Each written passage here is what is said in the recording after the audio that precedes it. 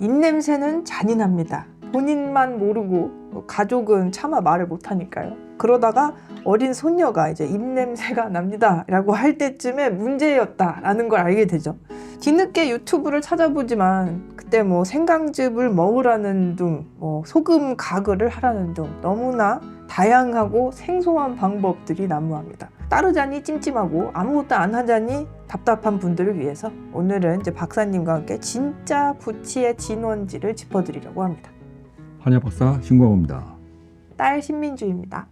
일단 구취에 대한 유튜브에 떠돌아다니는 양설 함께 박사님과 보도록 하겠습니다. 처럼 일교차가 크고 미세먼지까지 심한 날이면 목이 따갑고 입안이 텁텁한 날 많으시죠. 병원에 갈 정도는 아닌데 괜히 걱정되고 그렇다고 그냥 넘기자니 감기나 인후염으로 이어질까 불안하실 겁니다. 이럴 때 우리가 집에서 아주 간단하게 실천할 수 있는 방법이 있는데요. 바로 소금물 가글입니다. 소금물은 예로부터 자연의 항생제라고 불릴 만큼 살균 효과가 뛰어난 식재료입니다. 특히 0.9% 정도의 농도로 만든 소금물은 우리 몸의 체액 농도와 비슷해서 자극 없이도 염증을 완화하고 세균을 억제하는 데 효과적입니다. 실제로 미국 CDC와 국내 의료계 자료에서도 적절한 농도의 소금물이 구강 내 세균을 줄이고 목의 염증을 완화하는 데 도움이 된다는 연구 결과가 다수 보고되고 있습니다. 또 다른 사례로 66세 정순자 씨는 만성 입냄새로 고민이 많으셨습니다. 그런데 아는 분의 소개로 소금물 가글을 시작한 지 한 달 만에 주변에서 입냄새 없어졌다는 말을 듣기 시작했습니다. 맞습니까? 그러니까 이게 참 틀린 얘기는 아니지만은 꼭 맞다고도 얘기할 수 없어요. 왜 그러냐면은 구취가 나는 사람들은 대부분 타액의 분비가 부족해지고 타액이 농축된 거예요. 어떻게 보면 수분이 날아간다고. 대체적으로 아침에 잠자고 일어날 때 입을 벌리고 잔 사람들은 많이 말라 있어. 그러니까 이런 사람들의 경우에 냄새가 많이 나요. 그러니까 소금물로 가글을 해서 이 문제를 해결할 수 있느냐? 그건 아니지. 원래 잠자고 일어났을 때 타액의 분비량이 훨씬 적어져 있고 그거는 나이를 들는 연세가 많으신 분들일수록 타액 분비량이 줄어요. 그건 당연한 거야. 그 사이에 입안에서 세균 번식이 돼가지고 염증이 유발되고 뭐 어떤 경우에는 뭐 그걸로 인해 가지고 썩은 내가 난다, 똥 냄새가 난다, 뭐 이제 이런 얘기를 하는데 꼭 그렇지는 않다는 거예요. 아침에 뭐 소금물 가글로 마치 그게 다 해결되는 것처럼 그렇지 않아요. 그냥 물만 잘 헹궈도 사실 냄새 안 나지 물론. 그러면은 아침에 바로 뭘 먹지 마라 라고 하는 거는 그러면서 뭐 그게 이제 뭐 입안에 세균이 있으니 그대로 뭘 먹으면은 이제 그게 다 들어가는 거다 이렇게 얘기를 하잖아요. 그러니까 그것도 말이 안 되는 거예요. 왜냐하면은 구강 안에는 어차피 노말 플로라를 해서 정상적으로 서식하고 있는 세균들이 있어요. 그리고 얘네들이 입안에서 남은 찌꺼기라든가 뭐 백태라든가 아니면 이 잇몸 자체에 어떤 염증이 있다든가 아니면 뭐 찌꺼기가 남아 있다든가 했을 때 이거를 부식시켜 가지고 냄새를 나게 만들 수 있거든. 그러니까 그런 거지 뭐 그것이 뭐 가글을 한 다음에 뱉어내고 뭐 그게 위장관에 들어가서 배탈 난다 그렇지 않아요. 우리 몸은 그렇게 약하지 않아. 72세 이정복 어르신의 사례도 소개드릴게요. 평소 위장이 약하셨던 이 어르신은 아침 공복에 물을 마시면 속이 불편하다고 하셨습니다. 제가 소금물 가글을 추천드리자 며칠 후 연락이 왔습니다. 이상하게도 아침 위장이 훨씬 편하네요. 이제 매일 합니다. 입속 세균을 먼저 제거하면 위에 전달되는 부담이 줄어든다는 걸 몸소 느끼신 거죠. 두 번째 타이밍은 잠자기 전입니다. 자는 동안 입안은 건조해지고 면역력이 약해지기 때문에 이때 세균이 활발히 번식하게 됩니다. 따라서 자기 전에 가글을 해주면 밤새 입안 세균이 번식하는 걸 막아주고 아침에 입냄새도 줄어들게 됩니다. 밤에 하면 아침 입냄새가 줄어들어요? 세균 번식 때문에 라는 것을 항상 초점을 맞추고 있어요. 0.9%의 소금물이 세균 번식을 막는다고요? 막을 수 없어요. 그러면 애초에 우리 혈액 내에 있는 혈액 내의 소금 함량도 0.9%야. 그러면 세균이 살지 말았어야지. 그런데 노말 플로라 살아있단 말이에요. 얘들이 번식하는 건 당연한 거야. 냄새의 원인이 된다라는 식으로 몰아간다는 거는 구취를 근본적으로 제거하는 방법을 알려줄 생각이 전혀 없다는 얘기예요. 말이 안 되는 얘기라고. 예를 들어 목이 자주 칼칼하거나 기침이 자주 나시는 분들은 소금물에 생강즙 한두 방울만 넣어보세요. 생강에 들어있는 진저롤 성분이 강력한 항염 효과를 줘서 목점막을 진정시키는 데 탁월합니다. 이게 재밌는 얘기예요. 그래요? 어떻게 생각해요? 이거 가능할 것 같아? 아니, 우리가 그 옛날에 껌을 씹을 때 무슨 민트 그렇게 나오잖아. 뭐 스피아민트 뭐 어쩌고 그러죠. 스피아민트 향. 이 박하향보다는 또 다른 아주 상쾌한 맛이 나는 거 있다고요. 그럼 그게 더 좋지.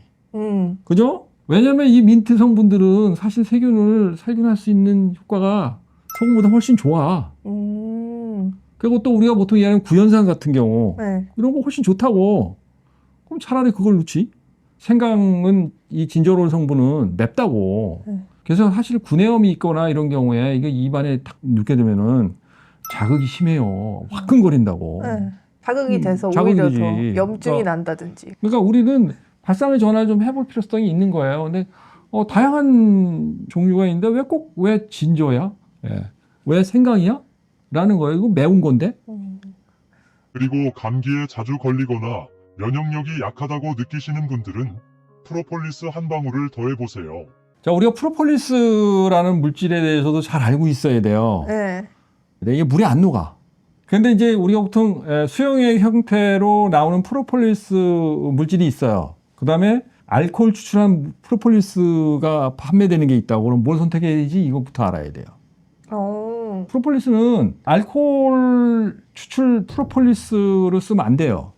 왜냐하면은 얘는 물에다 희석을 해가지고 입안에 각을 하는 동안에 가서 어디 가서 붙어버려. 그러니까 입안에 확 확산될 것 같지? 안 그래요.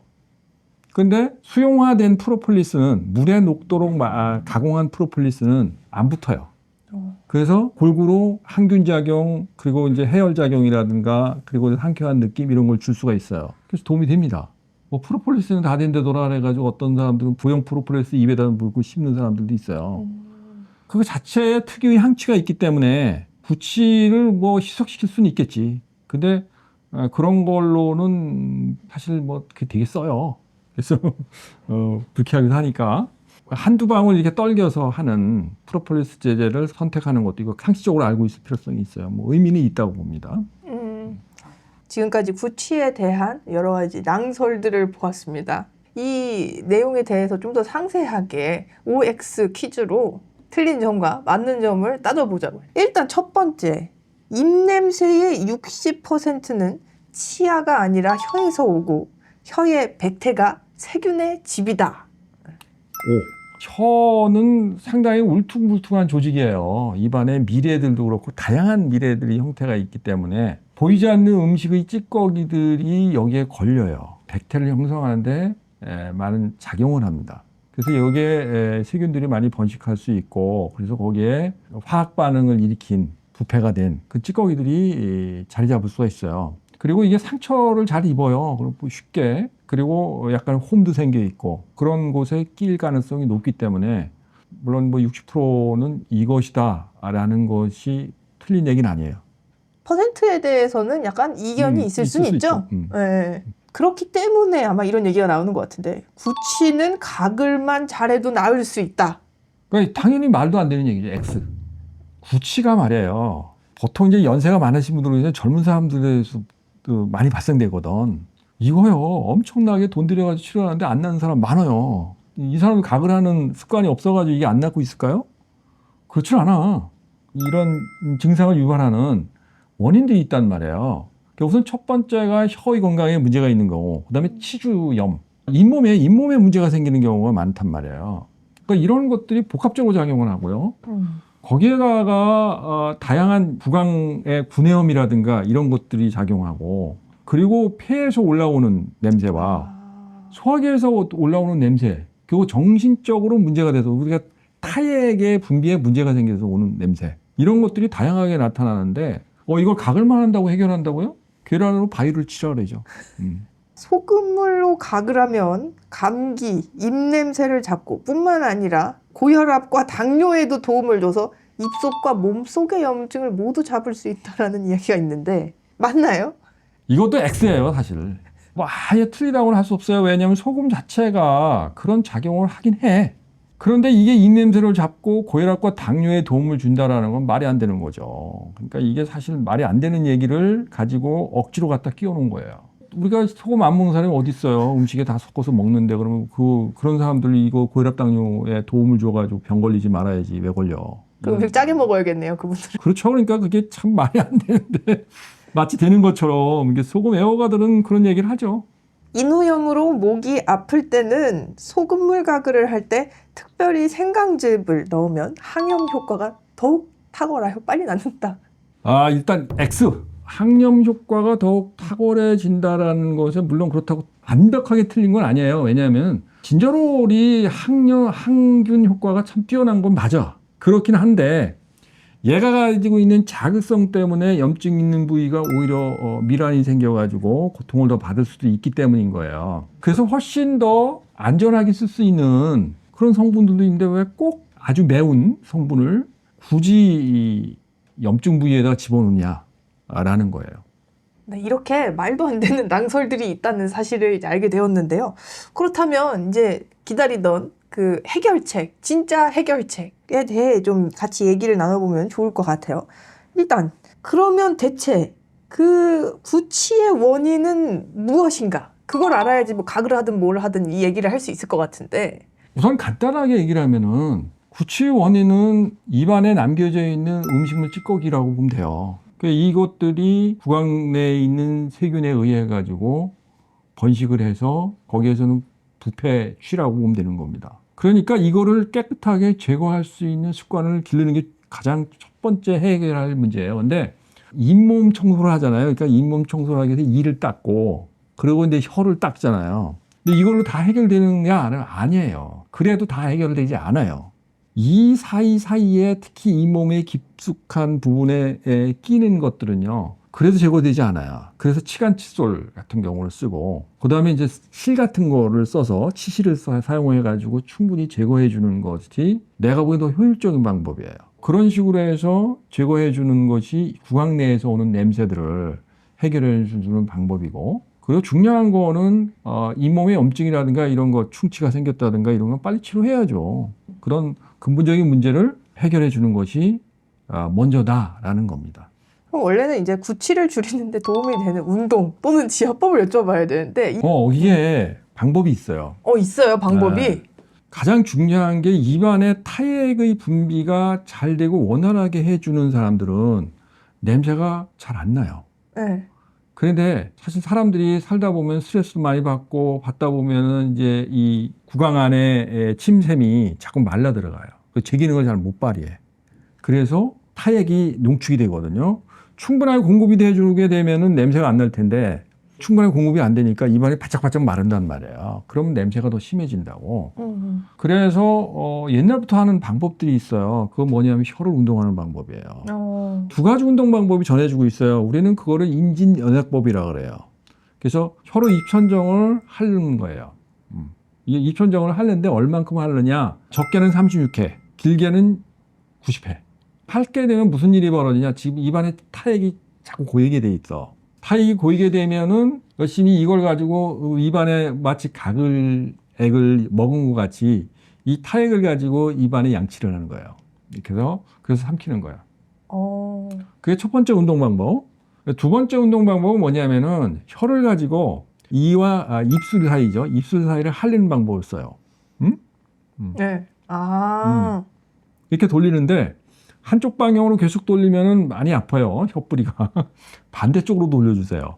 그래서 보통 36회 이것도. 근데 36회 하는데 되게 힘들어요. 처음에 할 때는. 숙달이 되면은 대단히 빨리 됩니다. 사실 나도 젊었을 때는 36회 하고 나니 입안에 침이 가득 고이는데 나도 60이 넘다 보니까 한참 돌려도 타액이 많이 안 나와요. 나이가 드시면은 덜 나온다. 그렇기 때문에 좀 더 열심히 돌려서 할련 운동을 많이 하시라는 거예요. 그러면은 입 안에 곳곳에 쌓여있던 음식 찌꺼기들이 이 혀의 운동에 의해 가지고 배출돼 나와요. 이거를 입안에 침도 많이 고있기 때문에 충분히 윤활하게 삼키게 되면은 다시 타액으로 고이게 할 수가 있어요. 더 중요한 거는 우리는 그 침샘이 여러 군데가 있어요. 이하선이라든가 설하선이라든가 악하선이라든가 이런 침샘들이 있는데 골고루 마사지를 해줄 수 있는 거예요. 일거양득의 효과가 있기 때문에 이게 구강건강 운동에 매우 도움이 되는 방법이다라는 거예요. 그래서 이런 걸 상식적으로 구취를 없애기 위해서 이런 거를 아침 저녁으로 열심히 해준다라는 것이, 특히 잠들기 전에 꼭 하고 아침에 일어나서도 보이지 않는 운동이거든요. 남들이 운동하는데 절대 눈치를 못 채. 근데 나는 운동하고 있어. 이게 혀 운동 방법입니다. 자, 그러면 식단. 영상에서는 이제 꿀, 생강, 티트리 뭐 이런 게 답인 것처럼 나오는데 정말 도움이 되는 거, 우리 부엌에서 정말 찾기 뭐 쉬운 게 혹시 있으면 뭐 그런 것들을 좀 얘기해 주시면 좋을 것 같아요.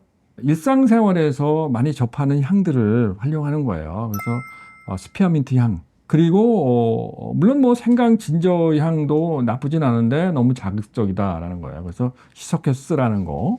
차라리 일반적으로는 민트향, 스피어민트 향, 이런 것이 효과적이다. 또 하나는 뭐냐면 레몬. 네.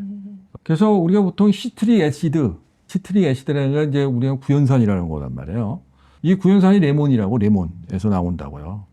그래서 레몬 같은 경우를 평상시에 많이 섭취를 한다든가, 그 레몬수로 입안을 가글을 한다든가, 이런 것들이 구내염을 해결해 주기도 하고, 실제로 냄새도 훨씬 효율적으로 제거해 줄 수 있다. 그럼 마지막으로 양치도 잘하고 내가 음식도 조절하고 있는데 구취가 안 잡힌다라는 이런 이유를 대면서 이제 라는 증상을 얘기하시면서 말씀하시는 분들한테는 어떤 식으로 안내를 해주시나요? 한의사로서는? 우리가 사실 그렇잖아요. 구취에도 여러 가지가 있는데 비린내가 많이 나는 사람이 있어요. 폐에 문제가 있는 거예요. 그리고 물론 그 썩는 냄새가 나는 경우는 위라든가 이런 쪽에서 장애가 있다는 뜻이에요. 그리고 어떤 식초 냄새 많이 나는 것도 원래 이제 위산 과다가 있는 사람들이 이렇게 식도가 역류돼 가지고 그런 냄새들이 날 수 있는 거예요. 어떤 찌린내가 나는 사람도 있다고, 신장에 문제가 있는 거예요. 네. 그러니까 이런 냄새에 따라 가지고 대처 방법이 다르다고. 그럼 보통은 아마 이렇게 했네요. 이제 그 부위가 이미 되게 아픈데 그 상황에서 입냄새도 좀 나고요. 이렇게 되는 경우가 많겠네요. 그렇죠, 그렇죠. 그러니까 그렇게 되는 거니까 원래 부가적인 증상의 하나가 되는 거지. 이거를 뭐 주치료의 영역으로 삼지는 않아요. 오늘 한 내용 중에 좀 가장 중요하다, 이것만은 기억해달라 하는 거 3가지만 뽑아주신다면? 우선 첫 번째, 원인이 뭐냐를 파악하는 게 가장 중요해요. 그래서 그 원인을 쪽집게로 찝어내듯이 해결해야 된다라는 관점을 먼저 가지라는 거예요. 두 번째는 뭐냐 하면은 구강내의 문제다라고 생각됐을 때는 가그린 정도 가지고 해결되지 않는다라는 거예요. 가장 중요한 거는 혀의 백태의 문제냐, 치주염의 문제냐, 이 잇몸의 문제냐, 이 문제를 빨리 해결하라는 거예요. 그러니까 이런 것에 집중하는 게 냄새를에서 벗어날 수 있는 가장 좋은 방법이다.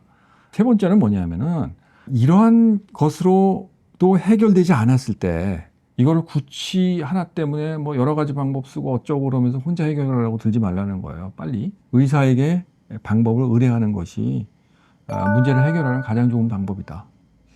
요걸 알고 있으면 됩니다. 어떻게 보면은 그 사실은 구취가 문제가 아니라 더 깊이 있는 어떤 다른 큰 원흉이 있을 수도 있는 거니까, 그렇죠. 네, 빨리 연락을 드리는 게 낫겠네요. 네. 오늘 구취에 대해서 많은 고민하고 계신 분들을 위해 좋은 솔루션 많이 알려주셔서 감사합니다. 네, 감사합니다.